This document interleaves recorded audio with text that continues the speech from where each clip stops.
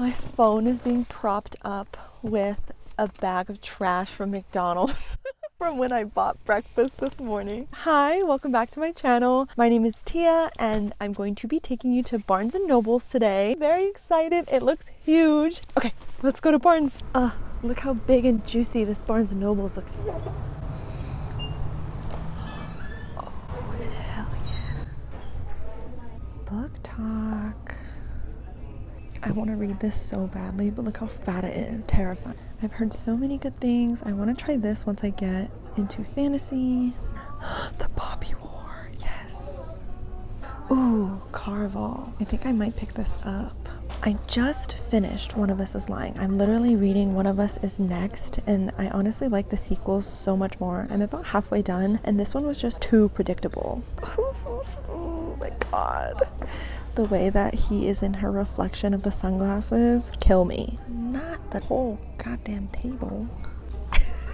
Spicy talk. This was bad. This was also bad. This is one of the most disappointing reads. Rebecca Mackay. See, I need to get The Great Believers, but this is a book that I'm adamant on finding The Great Believers used for like $2 or $3 at Goodwill, because it's been out for like almost 10 years now and I don't want to pay $12. Like, I know I can find it really cheap. I found it at Goodwill literally yesterday or 2 days ago. I cannot explain my happiness, but I found it at Goodwill. It cost me $2.99. Oh, I saw this on Alex's, I think, channel. I think that was really interesting. The sense of wonder. Okay, my thumb looks insane. The sense of wonder follows Juan and Carrie as they chronicle the human and professional tensions exacerbated by injustices and fight to be seen and heard on some of the world's largest stages. An incredibly funny and heartrending dive into race. This is the work of a gifted storyteller at the top of his game. What a good intro. Definitely on my TBR. This cover is so alluring. Like, it just makes you want to pick it up and read it. Best of Friends. This is also a really nice cover. Like, oh my god, look at that one. Happy for You. That's just, you want to read that. The book cover industry right now, absolutely popping off. I love him. I love this man. He signed it. He touched it. That gasp was a little too big, huh?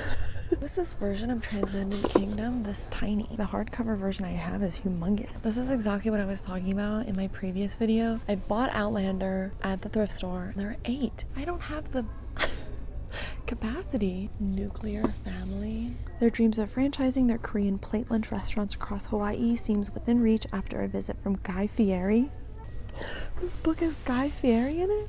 Set in the months leading up to the 2018 false missile alert in Hawaii, Joseph Hahn's profoundly funny and strikingly beautiful debut novel is an offering that aches with history's inherited and reunions myths, asking how we heal in the face of what we forget and who we remember.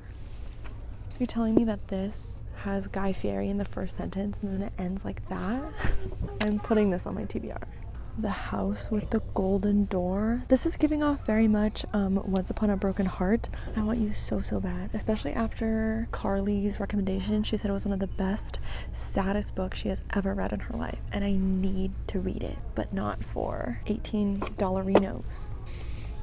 Look at this friggin' cover. Isabel's unfolding drama is punctuated with fragments of a clever book within a book, where a righteous female narrator steals back the spotlight from an unscrupulous male artist. Violet bent backwards over the grass. Stunning. See? Dangerous. This is dangerous. Chainsaw Man. I haven't finished the anime yet. Also haven't finished. The only manga I have spent money on is Haikyuu, and I think I have half the collection. I definitely want all of them, but I'm waiting for Target's buy two get one. Tried reading the audiobook and I got lost, so I need to pick it up definitely. And then this one, oh my god, this was just bad. Not worth it. Gosh. And then my gripe with this book, I was reading this audiobook and I was like 7 hours into it. I wasn't that invested and all the characters were pissing me off, but I got confused about something. So I Googled a question that I had and I spoiled it for myself. So I wasted 7 hours on this book. The twist wasn't even good. It was just a waste of my time. Ooh, I really liked this book. Tell Me Lies. I read it so fast and I didn't like anyone. I hated Steven and I felt so awful for Lucy, and you want to punch him in the face. This is juicy. I think in February I read way too many very mediocre romances. So I got kind of burnt out of romances, and I asked Goodreads about thriller or unhinged female characters and different kind of books to kind of get out of my comfort zone, and I got 100 recommendations. It was so nice. Gillian Flynn, Sharp Objects, was only recommended more than once, and it's pretty short. I'm surprised. I thought it was going to be a bigger book. Fresh from a brief stay at a psych hospital, reporter Camille Preaker faces a troubling assignment. She must return to her tiny hometown to cover the murders of 2 preteen girls. For years, Camille has hardly spoken to her neurotic, hypochondriac mother or to the half-sister she barely knows, a beautiful 13-year-old with an eerie grip on the town. Now installed in her old bedroom in her family's Victorian mansion, Camille finds herself identifying with the young victims a bit too strongly. Dogged by her own demons, she must unravel the psychological puzzle of her own past if she wants to get the story and survive this homecoming. That was so many horror tropes in one, like preteen girl murders, creepy younger sister, Victorian mansion.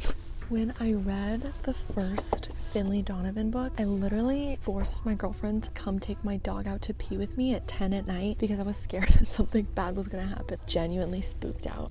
But I didn't like it enough to continue the series. One of the cutest covers ever, but pretty disappointing. Didn't really like it that much. This Crazy Horse Girl, Fever Dream, really weird. Also pretty disappointing. I ended up giving this away. I hate this cover. I wish we had the old cover. I actually found the old cover at a free little library and I was so happy about it. So now I have both. This was way too smutty for me. It's not good. I have been reading this book, I think, for like a year and a half now. I bought it on Kindle for like $1. I'd say like I'm a little halfway through. Bought it in 2020 and I still haven't finished. It's 2023. This cover is kind of ugly. It's so mean. And like, I love this book. That's really the one that you're gonna go with. There wasn't a better quote. I've heard about this book.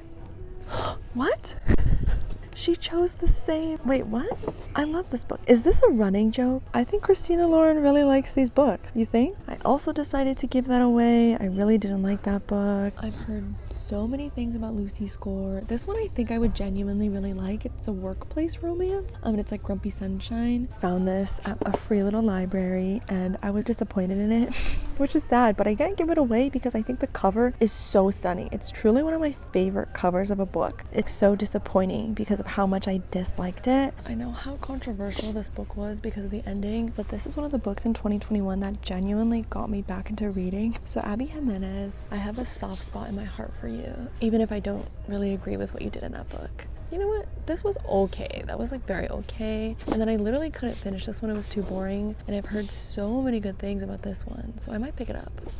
I love these kinds of curated tables. The book shopping experience is unmatched. In an independent bookstore, Barnes & Noble. Oh my gosh, the new Beartown covers, perfection. I wish they would get this off. Just the colors, everything about it. God. You know what I'm so happy about? I bought Alone with You in the Ether when she was still self-published, so I have the really cute muted cover, and then literally the week that I purchased it, a couple days later they took it off Amazon, and then now they have this cover and I hate it. So I'm so happy that I have the other version. I have heard so many good things about this book. The cover is so nice.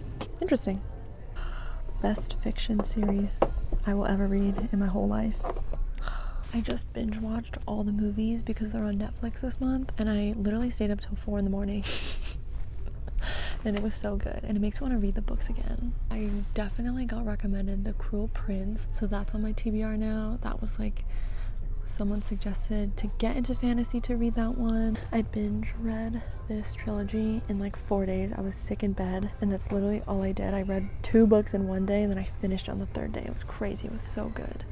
I'm pretty disappointed that they didn't have Once Upon a Broken Heart for me to pick up, because I really want to get into fantasy, and that is the most appealing of all the recommendations that were given to me on Goodreads. So I was really hoping to start with that one, but I'm probably just gonna pre-order it in Barnes & Nobles because they have a really pretty exclusive cover, so I'll probably grab that. But okay, about that. I was at home after work, I ate dinner, and I just kept thinking about a fantasy book. I'm absolutely a mood reader, so I was just, I'm in such a mood. I really want to get into fantasy at this point. So I was like, you know what? I gotta go to my other Barnes & Nobles. Take 2. I saw this on Goodreads. It looks like something that I don't quite gravitate towards, but I might try. Like, it's like dark academia, I think, and there's trigger warning for sexual assault. Young woman learning to trust her voice and move toward independence while recognizing the beauty and grit of where she came from. Yeah, that looks really good. Really good. Actually, I heard so much about this on Bookstagram. I liked the UK cover so much more, but I've heard good things. More book talk. I wonder if people are really liking this book. The Way I Used to Be, I heard is very, very good. Oh my god, I don't even want to look at that. Ooh, look at this one.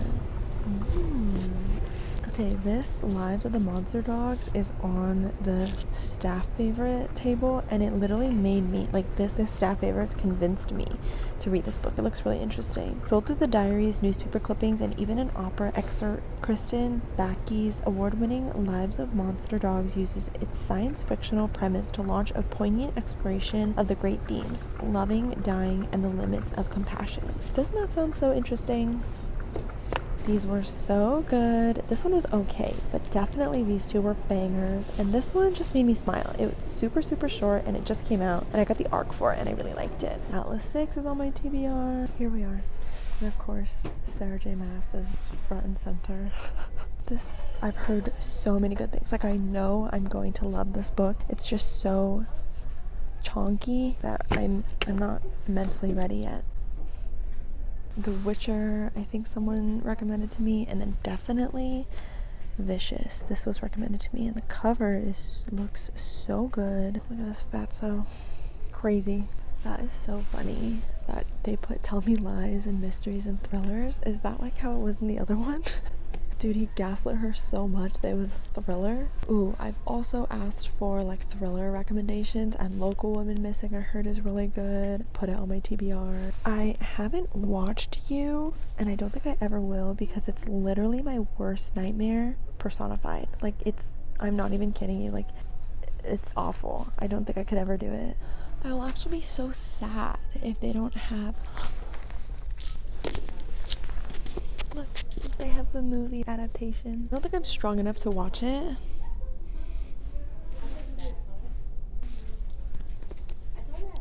This book made me so happy. It made me cry. I know this is new. I've heard so many good things about it. Is it like a Your Name kind of thing? But he's a K-pop star. I heard it's cute. Dude, that's insane. Like, same vibes as Diana Garibaldi or whatever. Like, that is so much dedication. Okay, I feel like we're getting closer. These look familiar. These look like book talk books. Oh my god. Yes. Okay, I found them. I had to resort to going to the YA section. I was brave, and I got rewarded because I found it. I was so sad. I was worried that they weren't going to have it. The reason why I'm picking up Six of Crows rather than... I was debating between Carnival, Once Upon a Broken Heart, and Six of Crows. And in February, like I've been saying, I burnt myself out of romances. I don't care about romance at all. I read the synopses of Once Upon a Broken Heart and Carnival. I found Carnival on Libby, so I was like, okay, fine, I could just listen to the audiobook. Both of them they have a strong romance plot line in it. So this one looks really interesting because it's just menaces. A convict with a thirst for revenge, a sharpshooter who can't walk away from a wager, a runaway with a privileged past, a spy known as the Wraith, a heart-trender using her magic to survive the slums, a thief with a gift for unlikely escapes. Kaz's crew are the only ones who might stand between the world and destruction if they don't kill each other first. That's exactly what I need. I need chaos, I need friendship, I need absolute menaces, being menaces together. So... I'm very excited. I went to go check out. I'm using the lamppost as light, but they wouldn't price match the sale online to my in-person order. It wasn't her fault. I think I'm gonna do a reading vlog of Six of Crows because I'm genuinely so excited to be starting fantasy. I just don't want to pay full price for it. But today was super fun. I'm really glad. I love going physical book shopping and then putting them on my digital TBR and simply waiting for the best opportunity and saving my money as much as possible. So I decided not to buy anything today. Thank you so much for joining me. I hope you have a wonderful day. Bye.